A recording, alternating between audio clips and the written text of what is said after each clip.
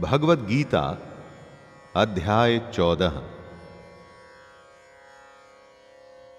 जय श्री कृष्ण। दोस्तों, सुनते सुनते भगवद गीता के 14वें अध्याय पर आ पहुंचे हैं। इस अध्याय का नाम है गुणत्रय विभाग योग। सत, रज और तम। इस दुनिया में ये जो भी खेल हो रहा है ना, सारी राजनीति, सारे रिश्ते, सारा काम धाम, सब इन्हीं तीनों गुणों का कमाल है। और ये बात भगवान श्री कृष्ण अर्जुन को स्वयं बता रहे हैं।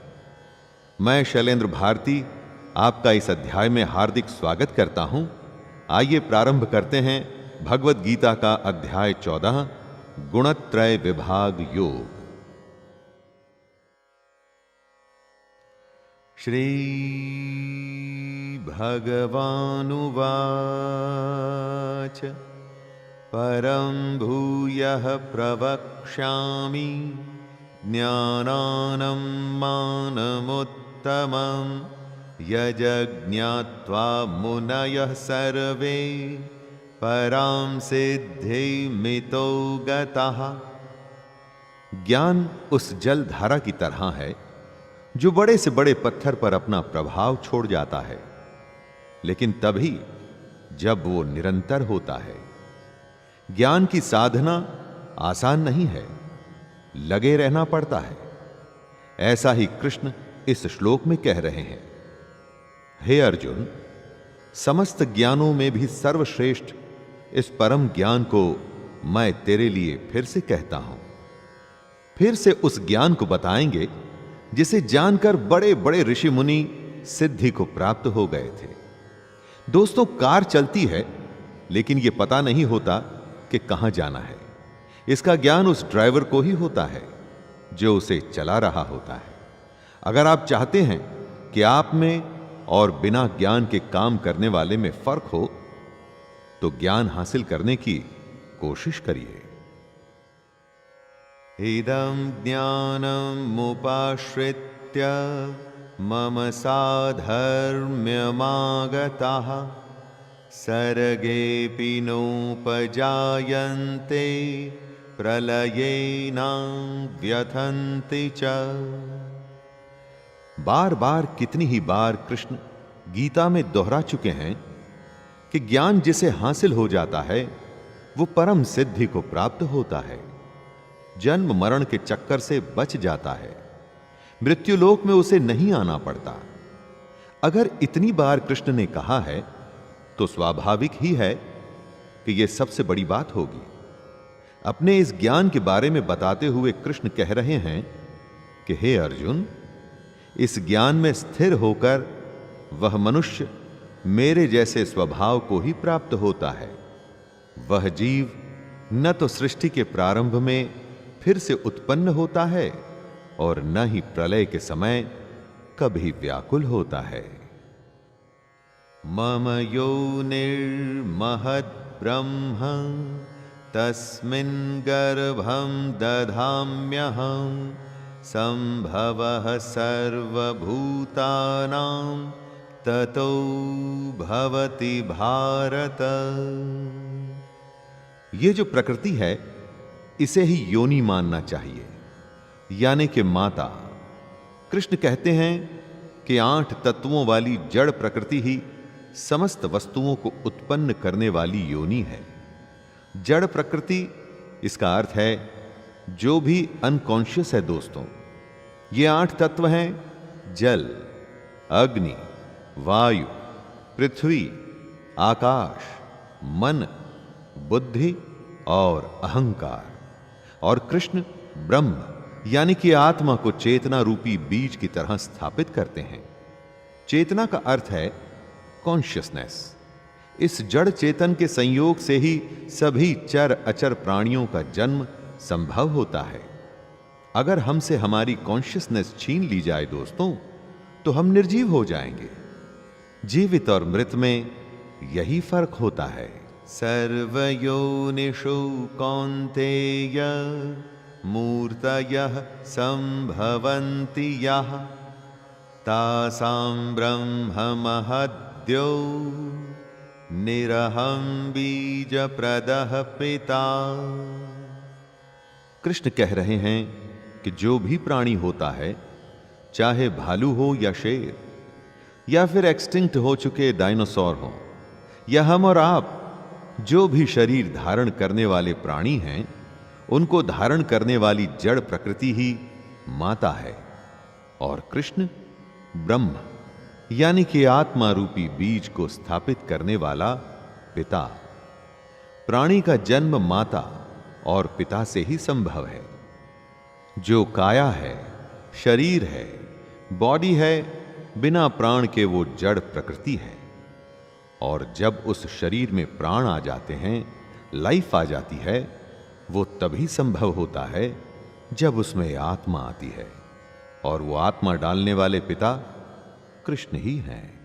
सत्वं रजस्तमः इति गुणाः प्रकृति संभवाः निबध्नन्ति महाबाहो देहे देहिनमव्ययम्। चेतना आत्मा जड़ प्रकृति से कैसे बंधती है, उसी के बारे में कृष्ण इस श्लोक में बता रहे हैं। प्रकृति गुण 3 तरह के होते हैं: सात्विक गुण, राजसिक गुण और तामसिक गुण। ये तीनों गुण भौतिक प्रकृति से ही उत्पन्न होते हैं। प्रकृति से उत्पन्न तीनों गुणों के कारण ही अविनाशी जीवात्मा शरीर में बंध जाती है। इन 3 गुणों के कारण ही हमारी अविनाशी आत्मा यानी कि इंडिस्ट्रक्टिबल सोल हमारी विनाशी शरीर से बंध जाती है। हमारा शरीर विनाशी है, यानी कि यह नष्ट हो जाने वाला है दोस्तों, लेकिन आत्मा नहीं। आत्मा और शरीर में यही संबंध है। तत्र सत्वं निर्मलत्वात् प्रकाशकमनामयं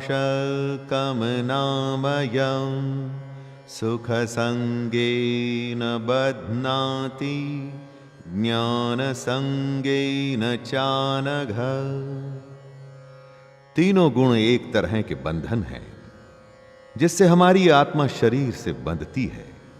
सतोगुण भी एक तरह का बंधन ही है, लेकिन सतोगुण अन्य गुणों की अपेक्षा अधिक शुद्ध होने के कारण पाप कर्मों से जीव को मुक्त करवाता है। मुक्त करके सतोगुण आत्मा को प्रकाशित करने वाला होता है।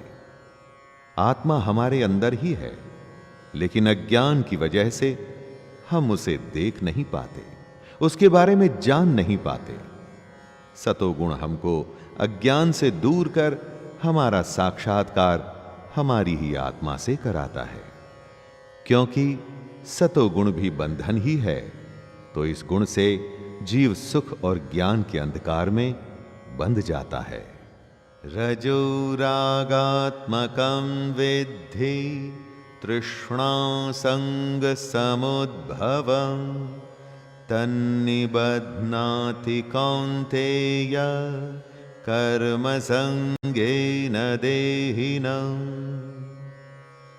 जो आपको प्राप्त नहीं, उस वस्तु को प्राप्त करने की कोशिश तृष्णा होती है, और जो प्राप्त हो जाए उससे मोह को आसक्ति कहते हैं। इस श्लोक में कृष्ण रजोगुण के बारे में बता रहे हैं। रजोगुण कामनाओं और लोभ के कारण उत्पन्न होता है। इच्छाओं और लोभ के कारण ही हमारे अंदर रजोगुण आता है। इसी रजोगुण के कारण ही शरीरधारी जीव सकाम कर्मों में बंध जाता है। सकाम कर्म यानी कि कर्म करते हुए फल की अभिलाषा करना। रजोगुण हमें इस फल से बांधता है। कुछ गिनती के लोगों को छोड़ पूरी दुनिया कर्म के फल से बंधी हुई है, और उसकी वजह रजोगुण ही है।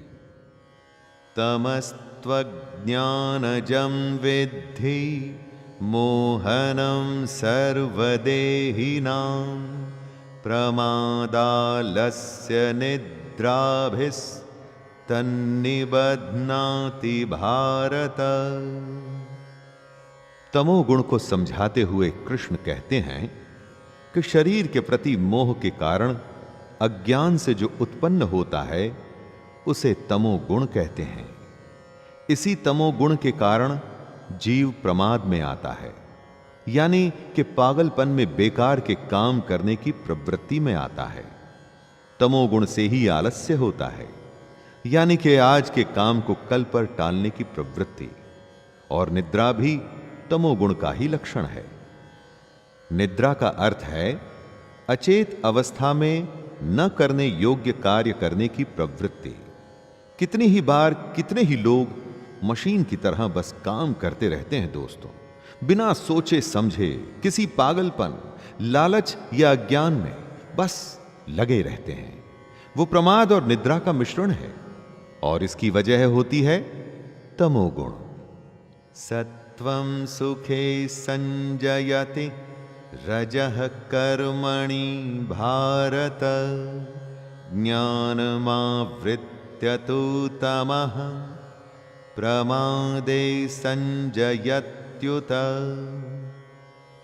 तीनों सात्विक गुण, राजसिक गुण और तामसिक गुण बंधन है। सतोगुण मनुष्य को सुख में बांधता है। वो प्राणी को शाश्वत सच को ढूंढने के लिए प्रेरित करता है, जबकि रजोगुण मनुष्य को सकाम कर्म में बांधता है। रजोगुण से प्राणी बस काम के फल के बारे में, आगे होने वाले फायदे के बारे में या हो चुके नुकसान के बारे में ही सोचता रहता है और फिर पहले से भी ज्यादा प्राप्त करने के लिए और कर्म करता है। लेकिन कर्म के लिए कर्म नहीं, बल्कि फल के लिए कर्म करता है। और तमोगुण मनुष्य के ज्ञान को ढककर प्रमाद में बांधता है। पागलपन की स्थिति, केयरलेसनेस की अवस्था, नशे की हालत ही प्रमाद होती है दोस्तों। रजस्तमश्चाभिभूय सत्वं भवति भारत, रजः सत्वं तमश्चैव तमः सत्वं रजस्तथा। लेकिन सत, रज और तम होते तो तीनों एक ही स्थान पर हैं, एक ही हृदय में, तो फिर अलग अलग कैसे बढ़ जाते हैं? उसे बताते हुए कृष्ण कहते हैं, रजोगुण और तमोगुण के घटने पर सतोगुण बढ़ता है, सतोगुण और रजोगुण के घटने पर तमोगुण बढ़ता है। इसी प्रकार तमोगुण और सतोगुण के घटने पर रजोगुण बढ़ता है। हर गुण बाकी दोनों को दबाकर खुद को बढ़ाने की कोशिश करता है। दोस्तों, जब भी आप कुछ सोच रहे हैं, कुछ काम कर रहे हैं या करने जा रहे हैं, तो सोचने की कोशिश कर सकते हैं कि उस समय आप पर कौन सा गुण प्रभावी हो रहा है। सर्वद्वारेषु देहेऽस्मिन् प्रकाश उपजायते, ज्ञानं यदा तदा वेद्यात् ववृद्धं सत्वमित्युत। किस समय आप पर कौन सा गुण प्रभावी है, उसको जानने का तरीका बताते हुए कृष्ण कहते हैं कि जिस समय इस शरीर के सभी 9 द्वारों में ज्ञान का प्रकाश उत्पन्न होता है, उस समय सतोगुण विशेष बुद्धि को प्राप्त होता है। हमारे शरीर में 9 द्वार हैं, 2 आंखें, 2 कान, 2 नथुने, मुख, गुदा और उपस्थ। इन्हीं 9 द्वारों से हम इस दुनिया के समक्ष होते हैं। ये सारे दरवाजे बाहर की दुनिया की तरफ खुलते हैं। जब इन 9 द्वारों में ज्ञान का प्रकाश आने लगता है, तब ये मान लीजिए कि रजोगुण और तमोगुण को बढ़ाकर सतोगुण बढ़ रहा है। लोभः प्रवृत्तिरारम्भः कर्मणाम् अशमः स्पृहा, रजस्यैतानि जायन्ते विवृद्धे भरतर्षभ। आप काम करते हैं, उसके बाद पैसे आते हैं। उस पैसे से आप अपनी इच्छाओं को पूरा करते हैं। उन इच्छाओं की पूर्ति से आपको आनंद आता है, इसलिए आप और काम करना चाहते हैं ताकि और पैसा आ सके। यही रजोगुण की निशानी है दोस्तों, क्योंकि यहां पर आप काम करने के लिए काम नहीं कर रहे, पैसे से मिल रहे आनंद को बढ़ाने के लिए काम करना चाहते हैं। रजोगुण की वजह से लोभ के उत्पन्न होने के कारण फल की इच्छा से कार्यों को करने की प्रवृत्ति और मन की चंचलता के कारण विषय भोगों को भोगने की अनियंत्रित इच्छा बढ़ने लगती है। अप्रकाशो प्रवृत्तिश्च प्रमादो मोह एव च तमस्येतानि जायन्ते विवृद्धे कुरु नंदन। जब कोई हाथ पर हाथ रख बैठे रहने में ही आनंद पाता है, अपने अज्ञान में खुश रहता है, पागलपन की हालत में आ जाता है या किसी भी मोह की वजह से अपना काम करना छोड़ देता है, तो इसका अर्थ है उसमें तमोगुण बढ़ रहा है। तमोगुण को अत्यंत अविवेक कहा जाता है। विवेक यानी कि सही गलत के बीच में चुनाव करने की क्षमता। जब यह क्षमता एकदम ही खत्म हो जाती है, जब उस प्राणी को समझ ही नहीं आता कि वो जो कर रहा है वो एकदम गलत है और वो बस करता ही चला जाता है, करता ही चला जाता है, तो समझ लीजिए कि वो तमोगुण के वश में है। यदा सत्वे प्रवृद्धे तो प्रलयं याति देहभृत् तदोत्तमं विदां लोकान् मलान् प्रतिपद्यते। दोस्तों, मरते समय हिसाब किताब होता है, उसे मरण समय की अवस्था का फल कहते हैं। कर्मों का बही खाता खुलता है और पूरे जीवन का फल मिलता है। तो जब कोई मनुष्य सतोगुण की वृद्धि होने पर मृत्यु को प्राप्त होता है, तब वह उत्तम कर्म की वजह से निर्मल स्वर्ग लोक को प्राप्त होता है। निर्मल स्वर्ग लोक मतलब जहां सब कुछ निर्मल है, जहां पर लोग उत्तम तत्व यानी कि भगवान के ज्ञान को जानते हैं। जिसमें सतोगुण का भाव ज्यादा होता है, तो उसके मरने पर वो ऐसे स्वर्ग में जाता है जहां सब ज्ञानी हैं। मृत्युलोक की तरह अज्ञान और अज्ञानी नहीं हैं। रजसि प्रलयं गत्वा कर्म संगिषु जायते तथा प्रलीनस्तमसि मूढ़यो निषु जायते। पूरा जीवन आप जो भी करते हैं उसका एक अकाउंट बनता रहता है दोस्तों, और अंत में इस अकाउंट की बैलेंस शीट चेक होती है। अंत समय में जब कोई मनुष्य रजोगुण की वृद्धि होने पर मृत्यु को प्राप्त होता है, तब वह सकाम कर्म करने वाले मनुष्यों में जन्म लेता है। जैसी करनी वैसी भरनी। जब इस जीवन में हमेशा रजोगुण प्रभावी रहा, यानी कि आप करके उसके फल के लोभ में ही सब कुछ करते रहे, तो अगला जन्म इससे अलग कैसे हो सकता है। और उसी प्रकार तमोगुण की बुद्धि होने पर मृत्यु को प्राप्त मनुष्य पशु पक्षियों आदि निम्न योनियों में जन्म लेता है। कर्मणः सुकृतस्याहुः सात्विकं निर्मलं फलं रजसस्तु फलं दुःखं अज्ञानं तमसः फलम्। सतोगुण में जो कर्म किए जाते हैं उनका फल सुख होता है, शुभ कर्मों का। सात्विक कर्मों का फल भी शुभ और सात्विक ही होता है। वो फल जो ज्ञान से भरा होता है। रजोगुण में किए गए कर्म का फल दुख होता है। जब लोभ होता है तो आप बेचैनी में बस लगे रहते हैं, उसमें शांति नहीं होती, आपको पता नहीं लगता, लेकिन असल में आप दुख में ही होते हैं। क्योंकि जो सुखी होता है ना, वो तो संतुष्ट होता है दोस्तों, वो शांति में होता है। और तीसरे गुण तमोगुण में किए गए कर्म का फल अज्ञान होता है। जब आपको पता ही नहीं कि आप क्या कर रहे हैं, आलस या पागलपन की हालत में हैं, तो बदले में बस अज्ञान ही तो हासिल होगा। सत्त्वात् संजायते ज्ञानम रजसो लोभ एव च प्रमादमोहौ तमसो भवतो ज्ञानमेव च। सतोगुण से वास्तविक ज्ञान उत्पन्न होता है। वास्तविक ज्ञान यानी जो आपको ईश्वर तक ले जाए, जो आपको यह समझाए कि आप में उपस्थित आत्मा उसी परमात्मा का अंश है।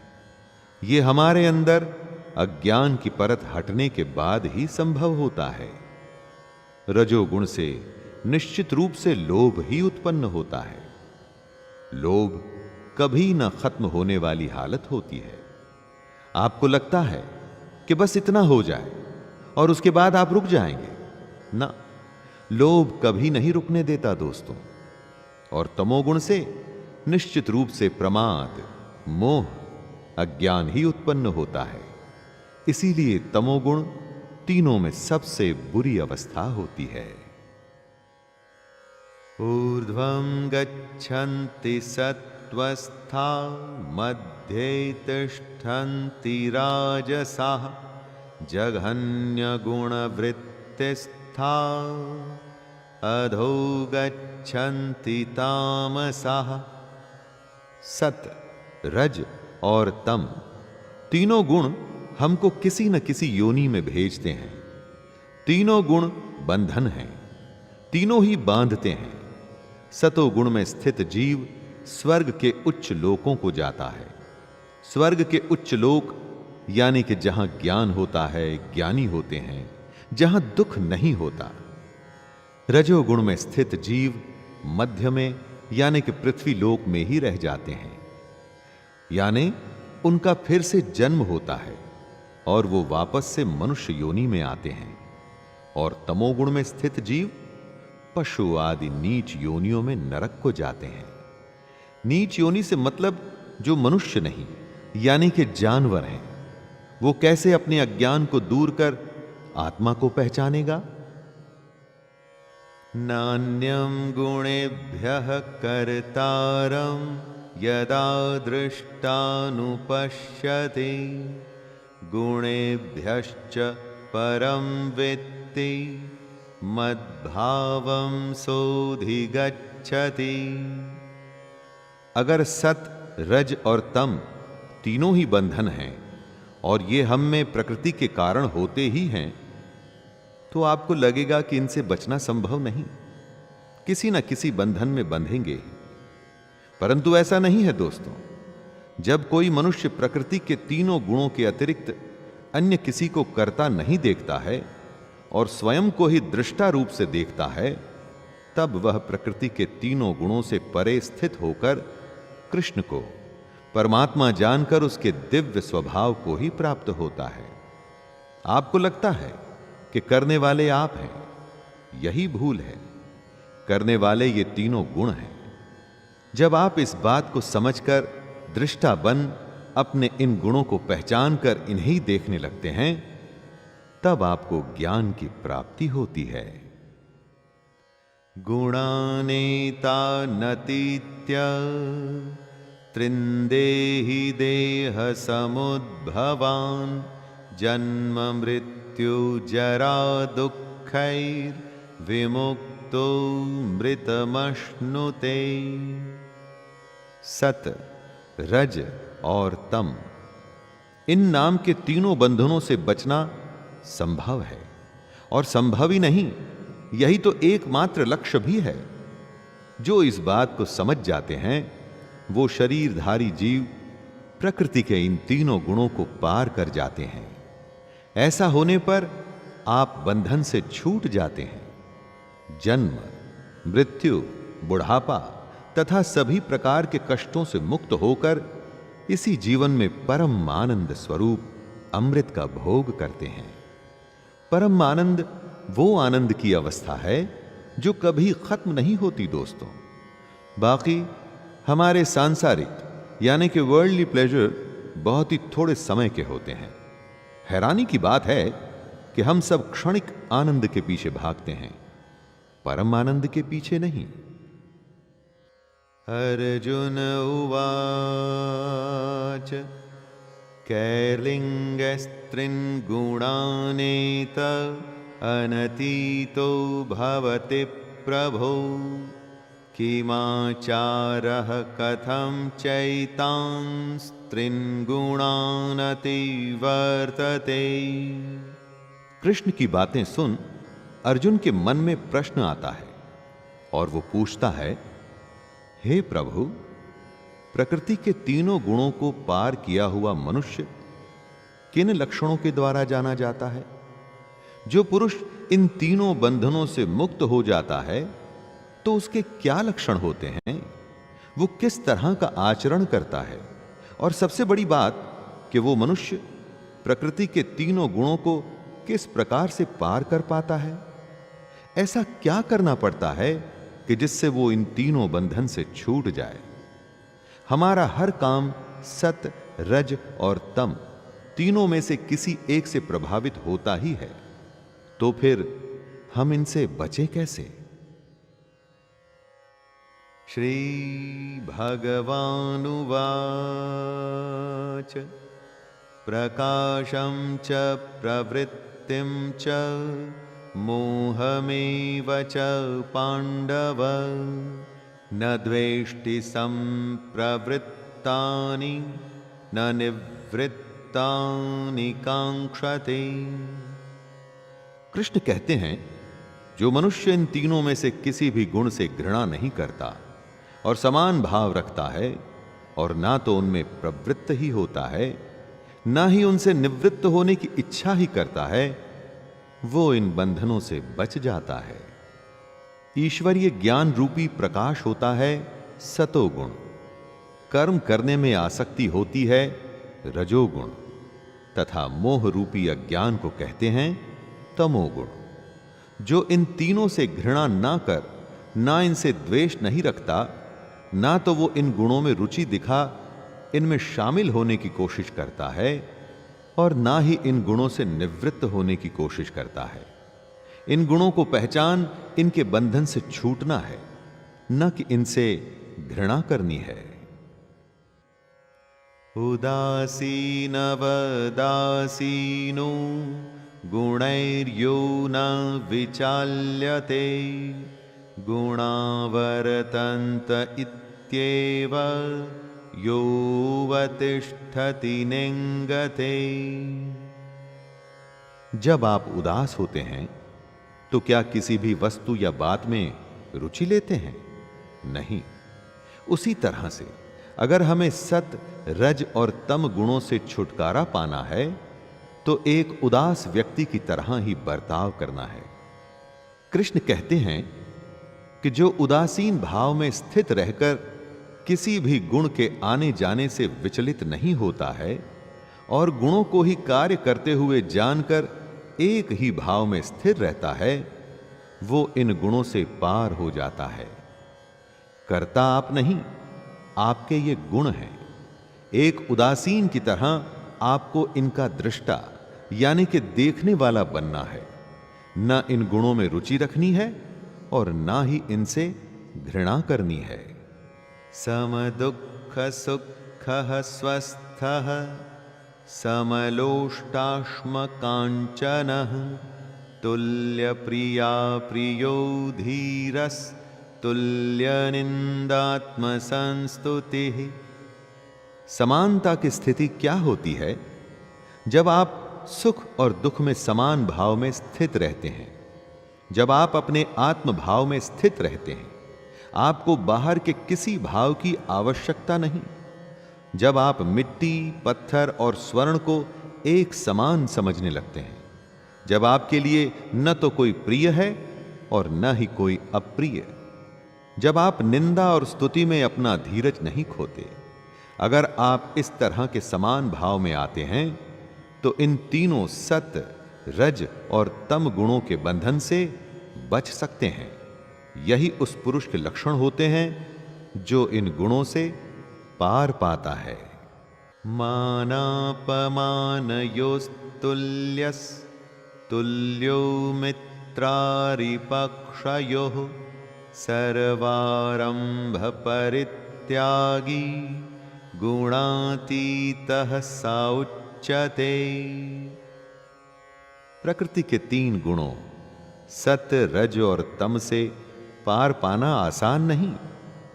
अर्जुन ने सवाल किया था कि जो इनसे पार पाता है उसके क्या लक्षण होते हैं। उसी का उत्तर देते हुए कृष्ण बता रहे हैं कि जो मान और अपमान को एक समान समझता है, जो मित्र और शत्रु के पक्ष में समान भाव में रहता है तथा जिसमें सभी कर्मों के करते हुए भी कर्तापन का भाव नहीं होता है, ऐसे मनुष्य को प्रकृति के गुणों से अतीत कहा जाता है। सबसे बड़ी बात, कर्मों को करते हुए आप ये न समझिए कि उस कर्म को आप कर रहे हैं, उनको आपके गुण कर रहे हैं, अर्थात कर्ता वो हैं। मां च यो व्यभिचारेण भक्ति योगेन सेवते सगुणान् समतीत्येतान्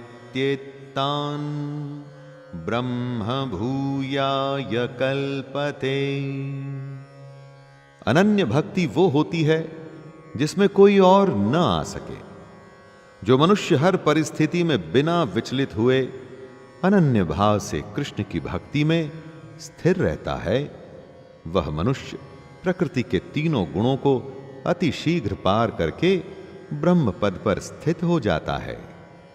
चाहे कुछ भी हो, कैसी भी परिस्थिति हो, सुख हो या दुख हो, हालत आसान हो या मुश्किल हो, मन में से कृष्ण कभी नहीं निकलना चाहिए।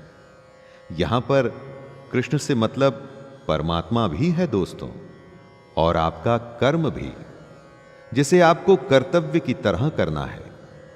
अगर मन में हमेशा बस कर्म करने की इच्छा रहेगी तो आप निश्चित ही अपने लक्ष्य पर पहुंच जाएंगे। ब्रह्मणो हि प्रतिष्ठाहं मृतस्य व्ययस्य च शाश्वतस्य च धर्मस्य सुखस्यैकान्तिकस्य च। कृष्ण ब्रह्म की प्रतिष्ठा है, कृष्ण ही अंतरात्मा की प्रतिष्ठा है, इसीलिए वो शाश्वत यानी कि हमेशा के लिए हैं। कृष्ण अपने रूप को बताते हुए कहते हैं, उस अविनाशी ब्रह्म पद का मैं ही अमृत स्वरूप, शाश्वत स्वरूप, धर्म स्वरूप और परम आनंद स्वरूप एकमात्र आश्रय हूं। क्योंकि कृष्ण परमात्मा की प्रतिष्ठा हैं, तो वो आश्रय हैं जिनमें हमें परम आनंद मिलेगा। अखंड आनंद अगर आपको चाहिए दोस्तों, तो ये ज्ञान चाहिए कि आप कौन हैं, कहां से आए हैं और कहां जाएंगे, तो उसका उत्तर कृष्ण ही है। कृष्ण में ही हमें मोक्ष की प्राप्ति होगी, कृष्ण से ही आपको सब कुछ मिलेगा, और जो मिलेगा वो भी कृष्ण ही है। तो दोस्तों, ये था गीता का 14वां अध्याय। इस अध्याय में उन्होंने प्रकृति के 3 गुणों को खोल के हमारे सामने रखा। कैसे ये गुण ही हमारे कर्म के कर्ता होते हैं, हम नहीं।